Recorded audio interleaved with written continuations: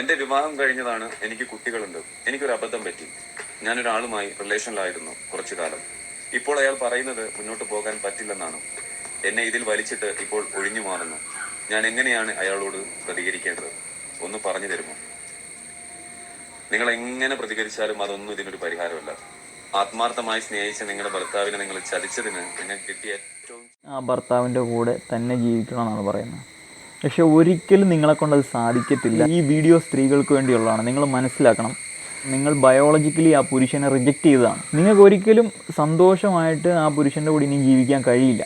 അത് വളരെ ക്ലിയർ ആയിട്ടുള്ളൊരു കാര്യമാണ്. നിങ്ങൾ എത്ര ശ്രമിച്ചാലും നിങ്ങൾക്കത് കഴിയില്ല. നിങ്ങൾ അഡ്ജസ്റ്റ്മെൻറ്റിലും വഴക്കിലും അടിയിലും മാത്രമേ ആ ജീവിതം പിന്നീട് മുന്നോട്ട് പോവുള്ളൂ. അതൊരിക്കലും ഒരു പെർഫെക്റ്റ് ആയിട്ടുള്ളൊരു ഹാപ്പി എൻഡിങ് ഉണ്ടാവത്തില്ല അതിന്. സ്ത്രീകൾ ബയോളജിക്കലിയാണ് പുരുഷന്മാരെ റിജക്റ്റ് ചെയ്യുന്നത്. സ്ത്രീകൾ പെർഫെക്റ്റ് ആയിട്ടുള്ള പുരുഷനെ അന്വേഷിച്ചാണ് ഓരോ പുരുഷൻ്റെയും ജീവിതത്തിലേക്ക് കടന്നു വരുന്നത്. അവൻ അലസനാണെന്ന് തിരിച്ചറിയുന്നതോടുകൂടി അവൾ നിന്നിൽ നിന്ന് പോകാനുള്ള തയ്യാറെടുപ്പിലാണ്. അതിൻ്റെ ഭാഗമായിട്ടാണ് സ്ത്രീകൾ മറ്റ് റിലേഷൻഷിപ്പുകൾ കണ്ടെത്താൻ ശ്രമിക്കുന്നത് തന്നെ. ഇന്ന് നമ്മുടെ സമൂഹത്തിൽ ജീവിക്കുന്ന 99% സ്ത്രീകൾക്കും മറ്റ് ബന്ധങ്ങളുണ്ട് എന്നുള്ളൊരു യാഥാർത്ഥ്യമാണ്. വളരെ അൺസയൻറ്റിഫിക് ആയിട്ടാണ് നമ്മൾ ഇണകളെ തിരഞ്ഞെടുക്കുന്നത് എന്നുകൊണ്ടാണ്. നിങ്ങൾ ഹൈ വാല്യൂ ആകുക എന്നുള്ളത് നിങ്ങളുടെ ഡ്യൂട്ടി. അതാണ് മാസ്കുലിൻ ബ്യൂട്ടി എന്ന് പറയുന്നത്. നിങ്ങൾ ആ ലെവലിൽ എത്തിപ്പെടുമ്പോൾ നിങ്ങളിലേക്ക് സ്ത്രീകൾ വരുവാണ് ചെയ്യുന്നത്. നിങ്ങൾ ഒരു പോയിന്റിലും സ്ത്രീകളെ തേടി പോകാൻ പാടില്ല. പോയതുകൊണ്ട് നിങ്ങൾക്ക് സെക്സ് കിട്ടുമായിരിക്കും, പക്ഷേ അതിൽ നിന്ന് വളരെ ഡിസപ്പോയിൻറ്റിംഗ് ആയിട്ടുള്ളൊരു എക്സ്പീരിയൻസ് ആണ് നിങ്ങൾക്ക് കിട്ടാൻ പോകുന്നത്. So work hard and stay patient. നിൻ്റെ സമയമാകുമ്പോൾ നിനക്ക് വരും. ദൈവമാണ് നിനക്ക് വേണ്ടി അത് തിരഞ്ഞെടുക്കുന്നത്, നീ അല്ല. നിങ്ങൾ ആർത്തി മൂത്ത് ഫാസ്റ്റായിട്ടൊരു സ്ത്രീയെ അപ്രോച്ച് ചെയ്യാൻ തുടങ്ങിയാൽ അതിലും സ്പീഡിൽ അവൾ നിന്നെ റിജക്റ്റ് ചെയ്യും. 1-2 വർഷം ഒരു ബന്ധം കിട്ടുമായിരിക്കും, പക്ഷേ അതിലും മോശമായിട്ടുള്ള ഒരു കുഴഞ്ഞു മറിഞ്ഞ അവസ്ഥയിലേക്ക് നിൻ്റെ ജീവിതം പോയി എത്തിപ്പെടും. അപ്പം അങ്ങനെയുള്ള സാഹചര്യങ്ങൾ നിങ്ങൾ ഒരിക്കലും ഉണ്ടാക്കരുത് നിങ്ങളുടെ ജീവിതത്തിൽ. ആ സ്ത്രീ അവർക്ക് വേണ്ടാത്ത, അവർക്ക് യാതൊരു താല്പര്യവും ഇല്ലാത്ത, അവർക്ക് പ്രണയം തോന്നാത്ത ഒരു പുരുഷനെ തിരഞ്ഞെടുത്തത് കൊണ്ട് മാത്രമാണ് അവർക്ക് ഇങ്ങനൊരു അവസ്ഥ വന്നത്. അവർ നാച്ചുറലായിട്ടൊരു റിലേഷൻഷിപ്പിൽ ചെന്നെത്തിയിരുന്നെങ്കിൽ അവർക്ക് ഒരിക്കലും ഈ അവസ്ഥ വരില്ലായിരുന്നു. നമ്മുടെ സമൂഹത്തിൽ ഭൂരിഭാഗം ആളുകൾക്കും അവസാനം പറ്റുന്നത് ഇതാണ്.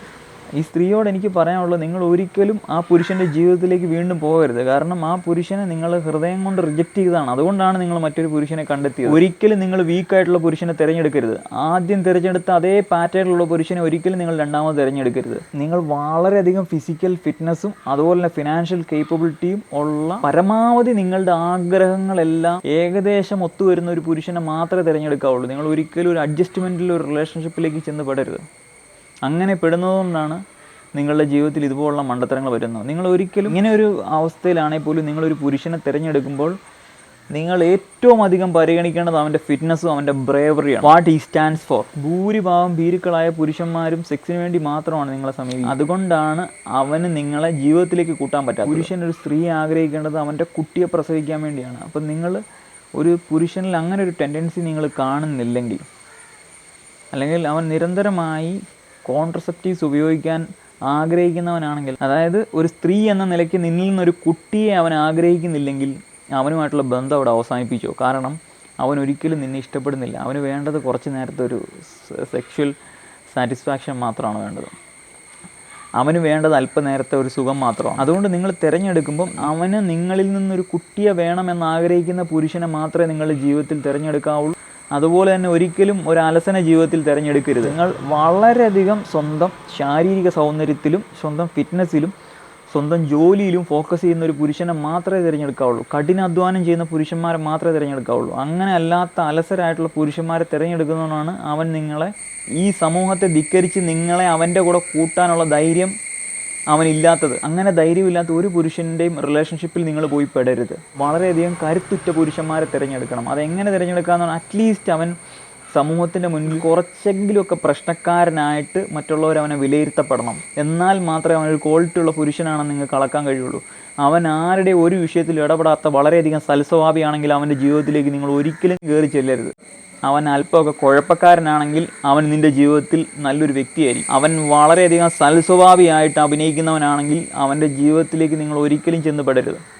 കാരണം അവൻ നിങ്ങളെ ഉറപ്പായിട്ടും പറ്റിക്കും. നിങ്ങൾ ഉഴപ്പന്മാരുടെ ജീവിതത്തിലേ ചെന്ന് പെടാവുള്ളൂ. അങ്ങനെയുള്ളവരാണ് നല്ല മനുഷ്യർ. അങ്ങനെയുള്ളവരാണ് വിശ്വസ്തതയുള്ളതും ആത്മാർത്ഥതയുള്ള മനുഷ്യർ. സൽസ്വഭാവിയായിട്ട് അഭിനയിക്കുന്നവന്മാരാണ് ഈ ലോകത്തിലെ ഏറ്റവും കള്ളന്മാരായ പുരുഷന്മാർ.